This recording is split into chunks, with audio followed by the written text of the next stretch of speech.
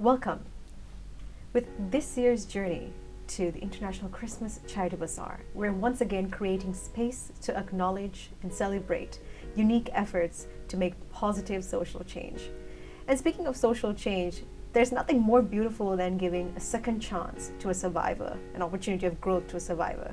And today we have with us a unique organization that provides educational programs and opportunities for girls who have survived sexual abuse and are in the process of bringing their attackers to justice. And this is just the tip of the iceberg. There's more elements and levels into this effort.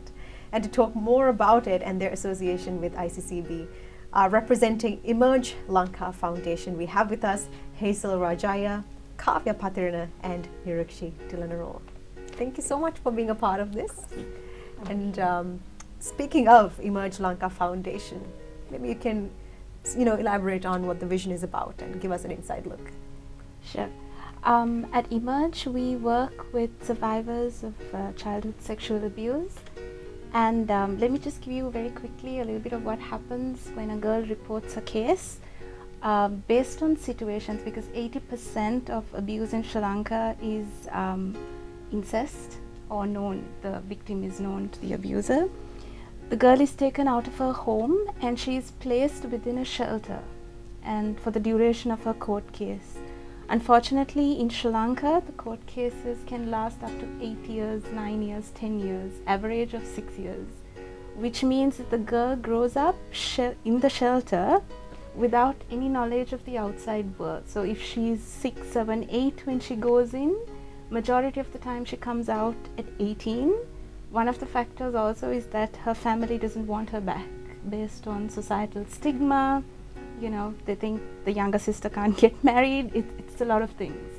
So at Emerge, what we do is we have two different kinds of work that we do. We work with the girl within the shelter who's under 18, where we do 3 programs, which is Beads to Business, which is an entrepreneurship program. And as you can see, we're kind of very proudly showing off the girls' creations here. It's beautiful. Where we teach them to make chains, earrings, bracelets, bookmarks, and we sell them, and that's where ICCB also helps us quite a bit. And the entire profit goes to the girl. So we open up bank accounts so that when she comes out at 18, she has a support system, she can support herself. And it's also very therapeutic to the girl to they express their feelings through the colors that come out. We also do life skills and reproductive health because we teach them about the outside world. Oftentimes they don't go out to school, so they're shut in for 8, 9 years, and you know how fast our world changes. So when they come out, they don't recognize the world that they're coming out to. So we do life skills where we teach them about community, about themselves, about what life is like outside, what is a bank, how do you go shopping, how do you save money, and facing jobs, all of that. And we also do reproductive health where we teach them about reproductive health, how to protect themselves, recognizing what an abusive relationship is, just things that every youngster normally learns from their parents, and these girls don't have anybody. We also do mentorship where we have some extremely dedicated volunteers who come in. Big sister program, they talk to the girl, what are the different professions out there, what's their own life experience, and it gives the girls a lovely outlook, or they're able to understand a little bit about the world that's beyond these walls that they're in. The next part of our program is we work with the girls once they come out of the shelter. We have our own center where we have a speed reintegration of 3.5 to 4 months, where we teach them how to travel by bus. A lot of them don't even know that. How to go out, how to work, how to socialize, and then we find them jobs, accommodation, and they're then standing on their own feet at 18 years. She's very young, but then they always come back to us for support, for strength, for anything that they need. So that's in a nutshell what we do at Emerge. We are 10 years old. We're going to approach our 11th year in August. Nirukshi over here is one of our founding staff members who's been there right from the beginning. She is our Beads to Business officer who does the entrepreneurship program with the girls, and I have Kavya here, who's our shelter lead and our communications officer. So that's just a little bit about what we do at Emerge. Like you said, it's just the tip of the iceberg, but it's quite a complex process. Like restoring a lifestyle that they deserve is quite complex. Yeah. But congratulations on the efforts so far on that. Thank you so much. So we did talk about the amazing efforts that has been sustaining at this point, and also to kind of look into the future, what you have in store on behalf of the organization, if you can tell us. Yeah, for sure. So when we think about Emerge, our core is the girls that we are supporting, and we want to think about not just where they are now, but where they go into the future. And it's not only changing them, evolving them, but it's also seeing how we can change the world around them. So Emerge is now, like Hazel said, 10 years, 11 years old, and we're looking into the future to see how we can look into advocacy and see how people can also be a part of that movement and sort of talk about the issue that we're all facing.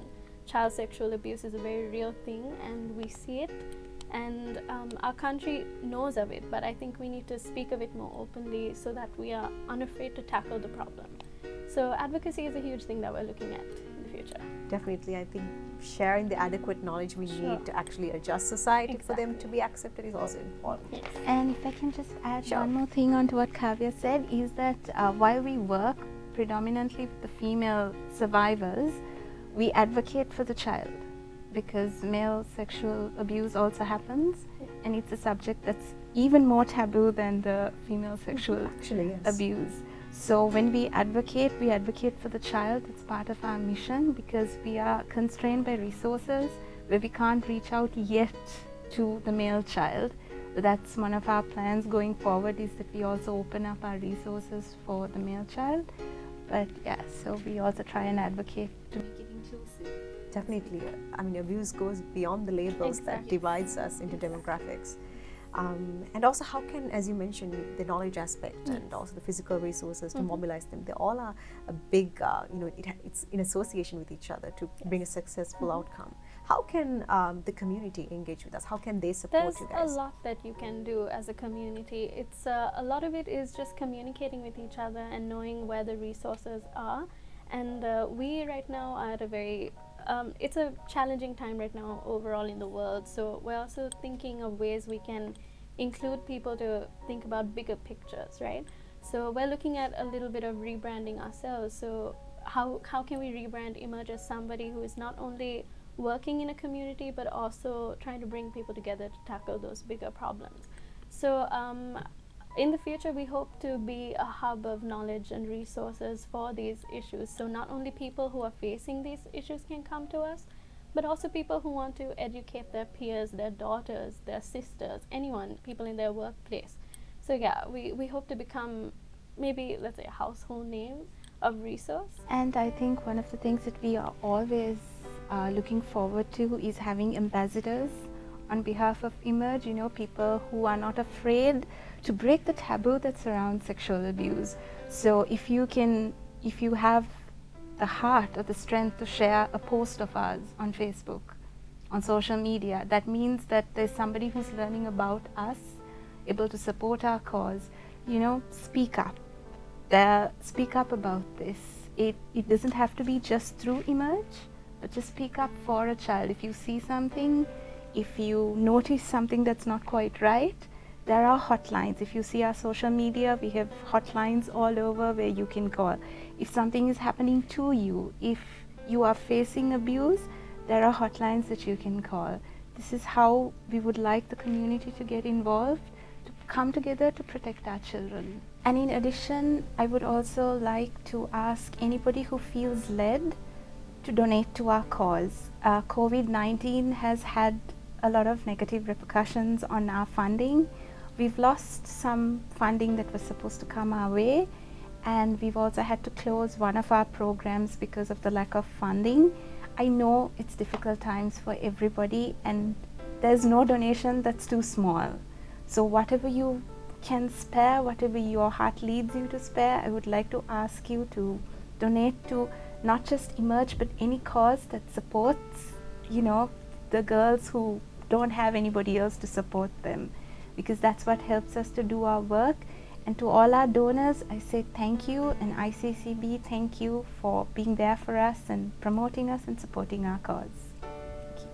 So we did hear a little bit on what the organization is about, and I would like to ask Nirukshi on how ICCB comes into the picture, how they help you with this process. So we have been associated with ICCB for the past 10 years, and it is one of the largest charity events we attend every year, and we do the maximum sales are done at ICCB. So we meet a lot of people whom we talk to them about the girls and the girls we serve, and working with ICCB has been a great experience for us. The committee is full of strong and wonderful women who are easily and friendly to work with. It is definitely a lovely event that we look forward to. And last year it was very special because Emerge was chosen as a recipient for a donation. So we thank them very much for their wonderful gesture.